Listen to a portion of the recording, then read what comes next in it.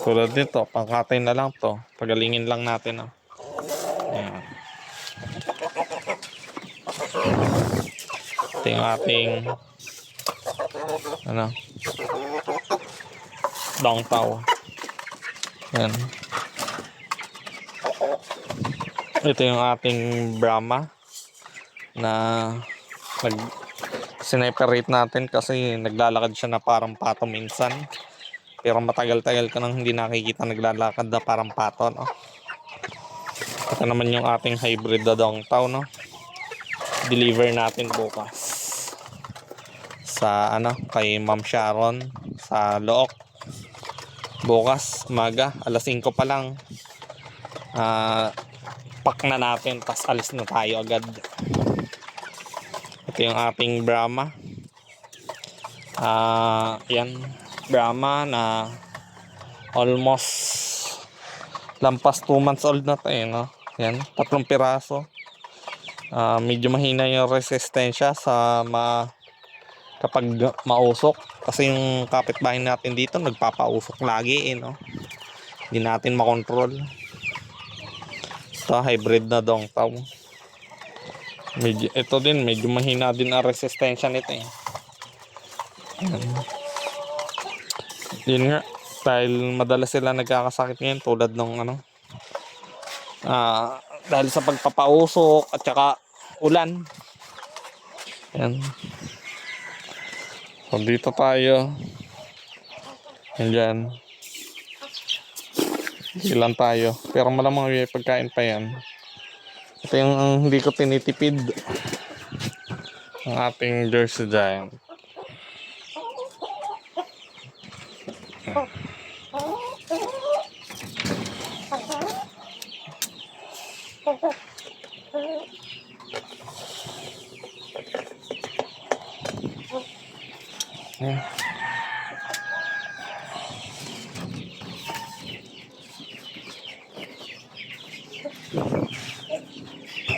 Dito naman yung mga sisiw natin, guys. Dito yung mga 1 month old, lampas 2 months old. Ito 2 months old yata, no? Kunin natin yung patokaan. Gutom na gutom to.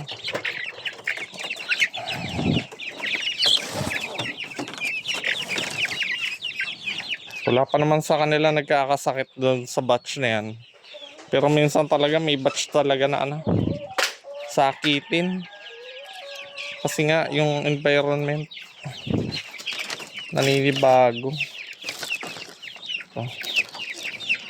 Sa ating Rhode Island Red na isa, lalaki. Tapos yung kasama niya, 2 hybrid na dongtaw. Dadalwa na to. Ang dami ng batch na yan dati. Pero konti na lang. Yung pinakauna yung mga sisiw na nakita, yun yung mga kabatch niya. Nagkasakit, no? Yun. May sakit na dumapo, no? So ito naman ay ito yung month old natin. Or yung iba hindi pa nga ilang weeks pa lang to. Yung iba dito mga 3 weeks, 2 weeks to 3 weeks, no? Kunin lang natin yung patokaan. Nililinis ko to lagi kasi naiputan. Bang takaw talaga ng iba. Yung Brahma ang problema sa kanya, no? Ang ayaw ko sa kanya na nananakit para lang makatukla. Yan. Kunin natin yung hose.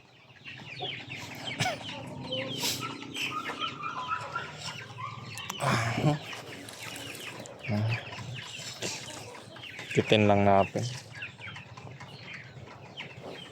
Hindi ko pa pala nabigyan yung mga may sakit, no?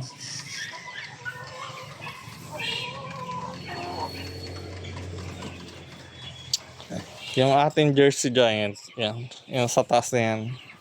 Ano pa lang yan? 6 months old. Magse-7 yan sa sa January. Ibig sabihin, bata pa masyado para maglimlim. Pero kumakasta na. May stress siguro yung inahin niya. Hindi ko naman siya mapaghiwalay, no? Kasi wala na akong paglagyan. Medyo busy na din ako eh.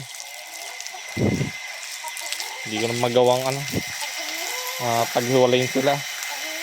Wala na akong panahon. Ayan, ginagawa ko dyan.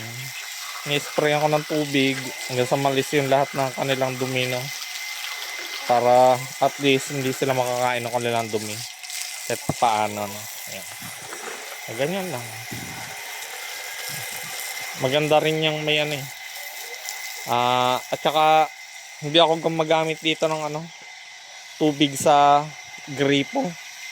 Kasi yung water source nila dito at saka yung wala man lang silang water treatment dito sa Santa Maria, no? Water treatment ng tubig. Kaya minsan kapag umulan, actually hindi minsan, kapag umulan, talaga, malabo. Minsan may linta, may bulate. Yan. Kaya yung mga bata dito, kapag umuulan, dapat hindi pinapainom or pinagsisipilyo sa gamit ang tubig ng gripo, no? Kahit konti, kahit isang patak, magtatai yung bata. Bili ng tig 25 pesos na tubig sa water station. Kaya lang minsan yung mga water station dito madumi din. Hindi ko na lang papangalanan. Pero minsan di sumusunod sila sa sa patakaran. Yung kasi may may monthly yan na testing ng tubig nila kung pasado ba sa bacteriologically examination. Yan, pinapadala yun sa Maynila. Tapos yan, monthly kumukuha ng sample tapos padala sa Manila. May bayad kasi yun, nasa 700. Yung yung quarterly nasa 5,000 pesos yun. Tapos yung monthly 700. Yun lang naman yung pinakagastos nila at yung kuryente. Kaya tutubo pa rin naman sila, no. Yan, ang kagandahan ng may water pump. Yung ating tubig, sisigurado natin na at least hindi siya makakapagpatay sa ating mga alaga, no. Ayan. Mga dapat diyan kayo nag-invest kung may manukan kayo yung tubig.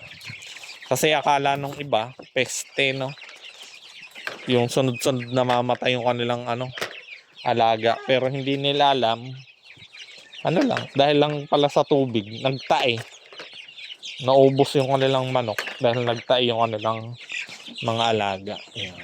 Ganun lang. So free 3 kilo hanggang 4 na kilo ako kada adlaw, no, ng patoka. Magkano ang patoka dito sa amin? Nasa 42, 43 pesos. So papatak na 126 to 150 plus, no, ang gastos sa patoka. Kaya medyo mataas, no. Kada adlaw yun, no, or kada araw, no, ang gastos mo, imagine 150 pesos. Kaya naman naisipan ko, dati kasi hindi ko naisipan magkambingan, no, kasi ang mura ng presyo ng kambing dito dati nasa yung malaki na kambing nasa 1,500 lang.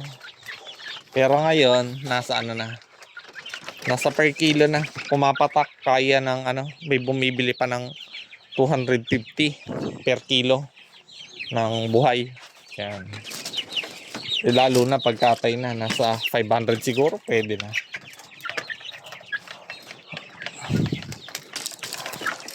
May 3 tayong binili na na kambing na 19,000. Hindi yun per kilo, parang kung per kilo yun papatak 500 pesos per kilo. Kaya lang binili natin yon dahil ang pangako ni Sir nakastahan na. Ibibigay niya sa akin nakastahan na. No? Kaya lang hindi pa siya nakastahan ng binigay sa akin. So, ang sabi naman niya, idalhin ko lang sa kanya ng on hit o yung naglalandi yung ano para pakastahan niya. So, ano na yun? Sana libre naman. No? Huwag na tayong siningilin. Kasi kaya naman natin binili yung kambing niya ng ganun kataas ang presyo kasi nangako siya na buntis na ibibigay sa akin. No? So, yun. Sa kanya na rin ako nagpagawa ng kulungan ng kambing. Makagastos ako ng 3,000 plus kasi akin din yung mga gamit. No? Tapos may utang pa tayo na nasa siguro, bibigyan ko lang yun nasa 500 pesos kasama na yung ano niya, belt. Kasi isang kawayan lang, magkano lang kawayan, tsaka isang ano lang, siguro yung ginawa niya kaya kong gawin niya ng isang 2 araw. Yan. Medyo lugi tayo dun, aray. Napalisod tayo.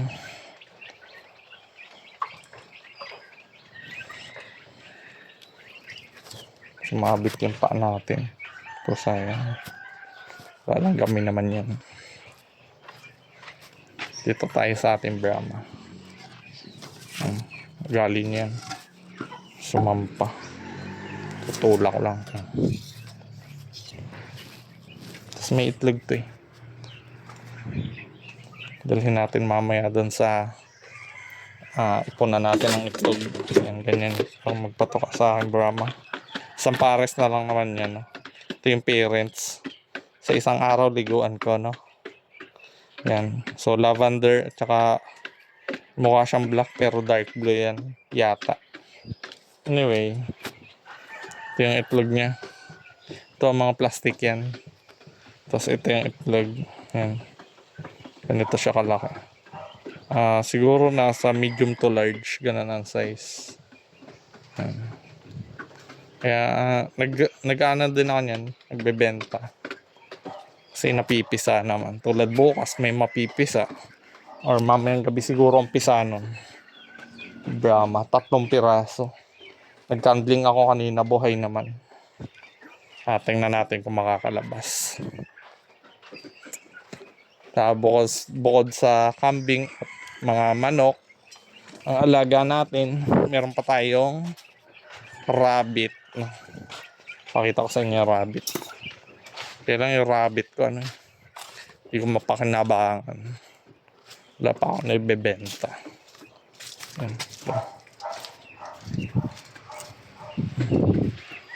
Napakain ko lang. Nasa ano na to? Mahigit 1 year ko nang pinapakain. Hindi ko pa maasikaso kasi. Naglalandi na naman. Pastahan na naman. Aanak na naman yan. After 1 month, umaanak na naman eh. Kakaanak lang, naglalandi na naman.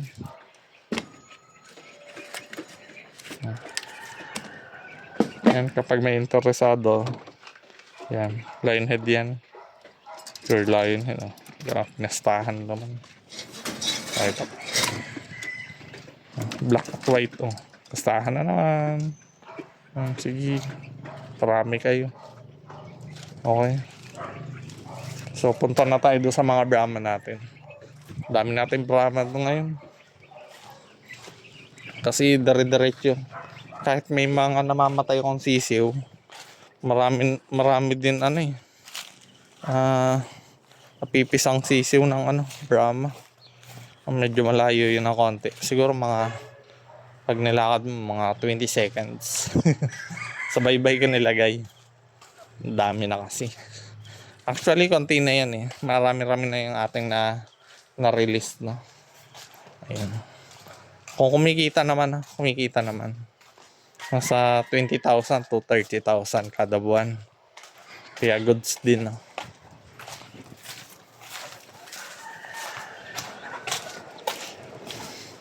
Gusto ko na lang mag-concentrate sa isang breed, Jersey Giant. Kaya hinihintay ko na lang mangitlog, no? Yung ating Jersey Giant para makapagparami na tayo. Ito, dami nito. Nasa ano naman to? 12 yata. 12 peraso na ano, na Brahma. Ayan. Pinagtali ko lang yung ano, yung 8 dito, 8. 8. Ayan. Dami yan, laki niyan guys. Kaya pakita ko sa inyo kung gaano kalaki. May 4 dito sa kabila. Actually, ano na yan, palipat-lipat lang sila. Ayan, may 4 dito. Pakita ko sa inyo, ito 3-month old na to. May higit na. Pakita ko sa inyo. Kuha tayo isa. Yan to. Kaya tingnan nyo naman yung balahibo guys. Quality yan sa paa. Ito mukhang babae. Sabi, babae ka ba? Babae ba? Hindi ko sure. Mahirap kasing anuhin kapag Brahma. Sa 3-month old na, sa 75% pa lang ako. Ito sa akin, ano to? Mukhang lalaki, mukhang babae. Bala siya. Sa 4 months old, lalabas na yung spikes niya dito. Kaya yan, ganda oh. Di ba? May promo ako niyan, baka gusto nyo. Dito tayo sa kabila, pakita ko sa inyo no. May babae din dito kaso isa lang. Imagine. 7 lalaki, 1 babae lang. Hanapin natin yung babae. Hindi, andyan yan. Ito, babae yan. Ito naman, sure na ako. Sure na, kasi 5 months old na to. 5 to 6 months old na. 6 months old na. Ayan o, kulay blue. Blue to blue. Ayan o. Takaw. Mga napakatakaw na breed. Kaya, ang balahibo sa paa. Mahaba-haba din, di ba? Quality yan guys. Kulay blue. 6 months old. Kuha tayo ng blue na lalaki. Liit-liit na konti. 5 months old. Okay. Ano?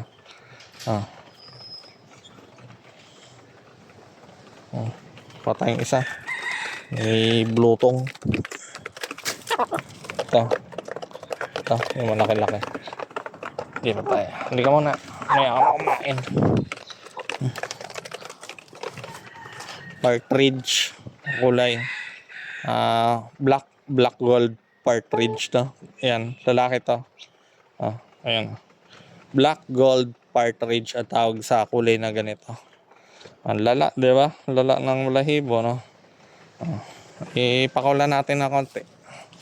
Paglakad din natin ng konti. Pakita natin kung gaano kaganda maglakad yung ganito.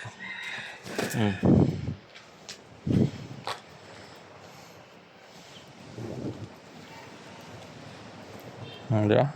Ganda. Ang laki niyan guys. Baka may interesado, may promo tayo dyan, 20% off.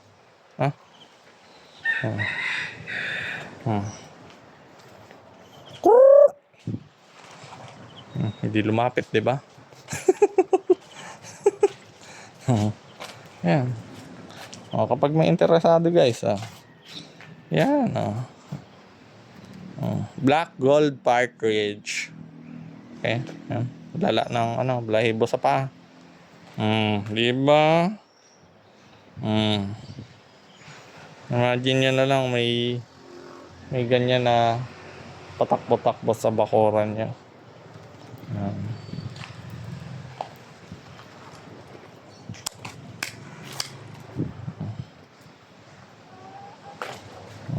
Cute. Cute siya. Balik na natin. Okay, doon naman tayo sa ating mga weeks old na sisiw. Dami tayong weeks old. Ano lang naman, Brahma, ano pa, mga weeks old natin. Less than 1 month old. Rhode Island Red at saka hybrid B. Or hybrid ng Tau base. Yan lang natin ang inumin.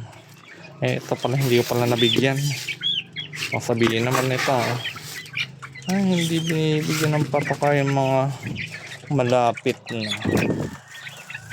Bigyan natin. Binibigyan ko yan kasi may mga nagso-survive naman. Kaya lang yung mga nagso-survive dyan sa mga nagkasakit, yan yung ating pangpulutan kapag lumaki na, no? Kasi mga yan madalas dyan nagiging bansot na no? Yan, kaya yan yung ating mga pangpulutan tulad nito. Nahanap tayo. Yan, tulad nito. 2 piraso. Yan, tagal-tagal na yan. Sa 5 months old. Ibigay naman tayo ng tubig. Yan, natapon pa. Ba yan?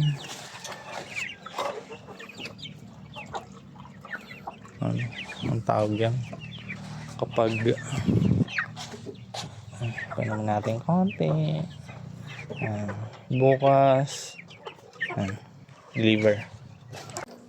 Ito yung ating incubator room. Diba? Lalaki na nila sa 1 week, 2 weeks, 1 to 2 weeks.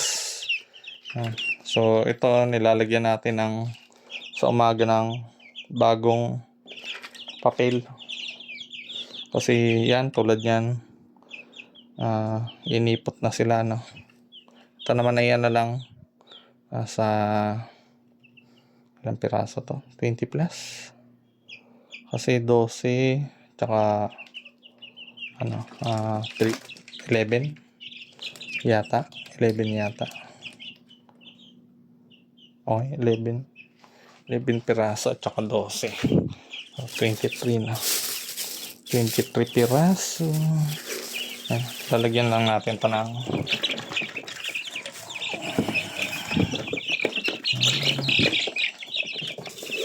Integra 1. Kapag less than 1 month old. Integra 1.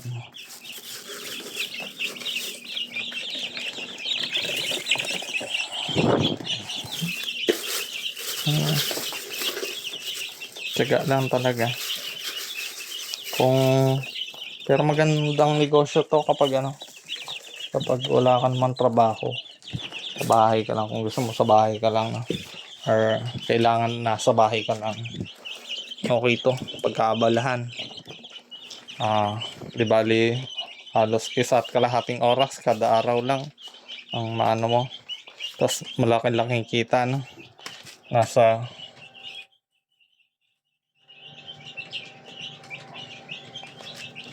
Ito naman yung incubator, no? Nasa 20 to 30,000.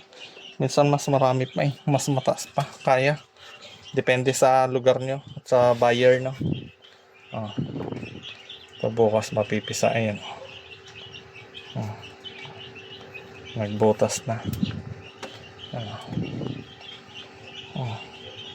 Nagbutas na. Nagbutas na. Ayan, nagbutas na din. Ayan, tinangganang halata. Tapos mayroon tayong mga pending pa. Ayan, ganyan na lang kadami. Dati kulang yan punuan. Ayan, yan na lang. Yung mga breeder ko, pinag-alis ko na. Kasi nga busy na tayo. Na lang, mag-iwan na lang tayo ng isang breeder para hindi tayo ganong mahirapan. Punta na tayo sa kambing. Okay, ito naman yung patungong kambingan natin. So nakilagay lang tayo dito, hindi ating lupa to, sa tiyahin ng ating asawa, no? May namamahala dito yung or nilagay nilang tao. Matagal-tagal na rin yata to, nasa mahigit 10 years na daw to dito. Kaya lang hindi na rin naman siya dito nakatira. Hindi na rin siya diyan natutulog hindi, sa totoo lang, hindi ko gustong ugali, no? bantay dito. Ano, pag mataas. Gusto ko sana mapaalis na to para magamit natin buo yung lupa nang walang reklamo. Ayan. Nagpaalam naman tayo na maglalagay tayo ng kambingan, tapos papabakura natin para hindi ma-damage yung kanyang mga tanim dito. So parang dito kasi parang siya na lang nakikinabang dito. Parang gusto niya lahat ng tanim niya babayaran sa kanya. Tapos siya rin naman ang nakikinabang lang doon sa mga tanim niya. Tapos yung bahay nila dito, natawa ko kanina umaga. Ayan, yun yung bahay nila. Manok na lang yung nakatira. Wala na yata siya dito. Ayan. Daming manok dito, mga panabong. Ayan. So dito siya nag-aalaga. Kasi yung laman ng bahay nila, puro manok na lang din. Tatawa ko kanina umaga. Baka kakala kasi ng tiyahin at mama ni Madil o yung asawa ko. Tumitira pa sila dito pero hindi na. Yung mga alaga na lang nila nandito. Langgam. Kakit ako. Ayan. So tapos puro panabong manok. Siguro nasa ano din to. Nasa 50. Sama mga sisiw, no? Madami-dami din. Mga 30 to 50, no? So ito pala yung ating kambing, Yan.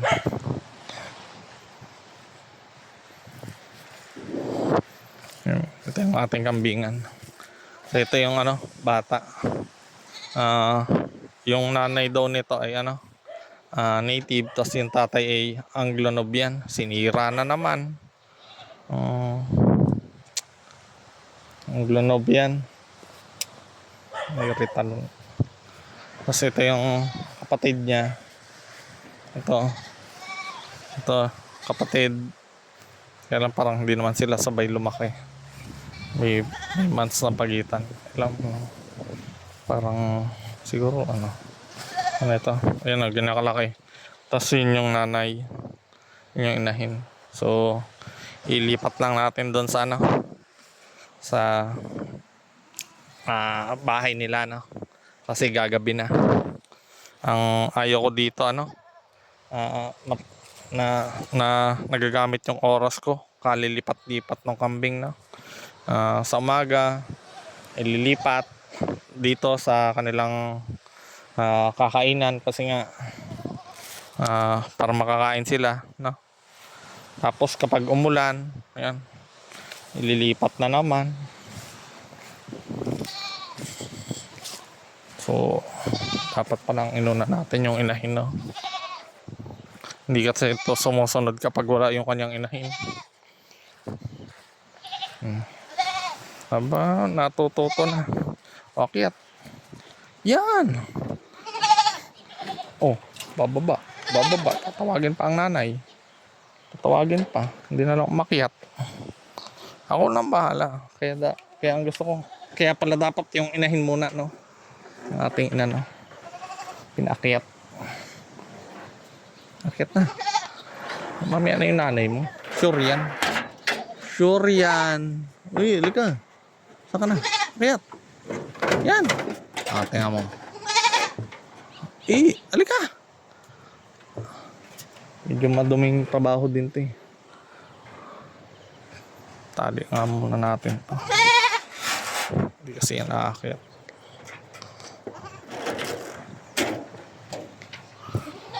Gaaway pa.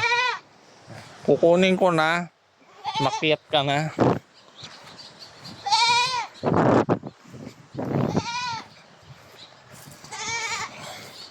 Tingnan natin tong nandun.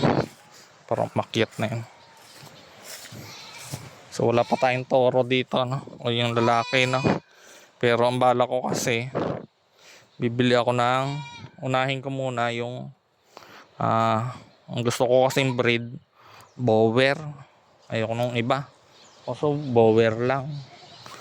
Pero gusto ko full-blooded. Ayoko ng mga upgraded, Kaya lang mahal, Nasa Nakapagtanong na ako, may makukunan tayo na full-blooded na 35,000. Kaso 2 months old. Tapos may mga ano naman, 6 months na, nasa 95,000 ang bigay sa akin. Yung, di ba? Akit agad siya. Yan, diyak na.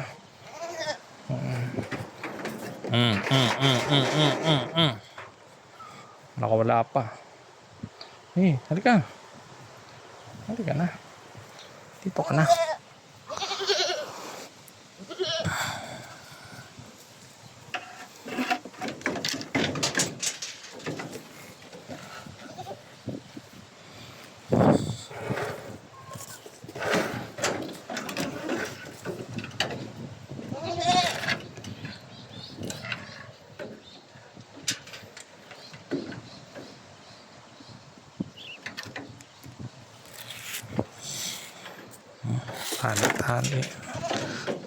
Tali. Medyo madumi din tong trabaho na to. Kasi kailangan mong hawakan yung kambing, yung tali. Dyan sila umiiyak. Kung may sugat ka, mangangati ka. Yan.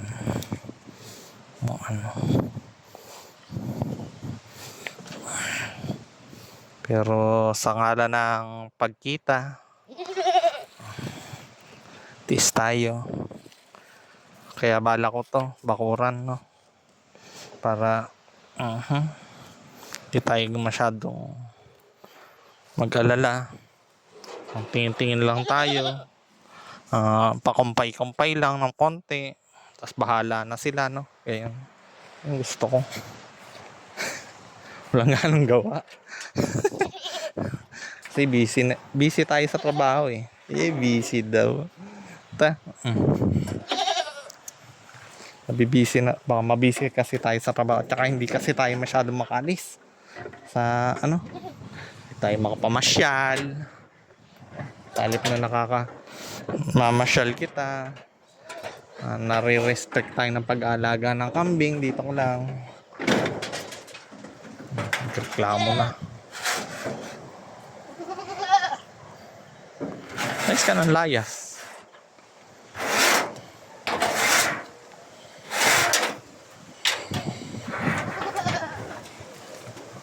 Bala ko pa naman, umuwi ako ng Mindoro ngayong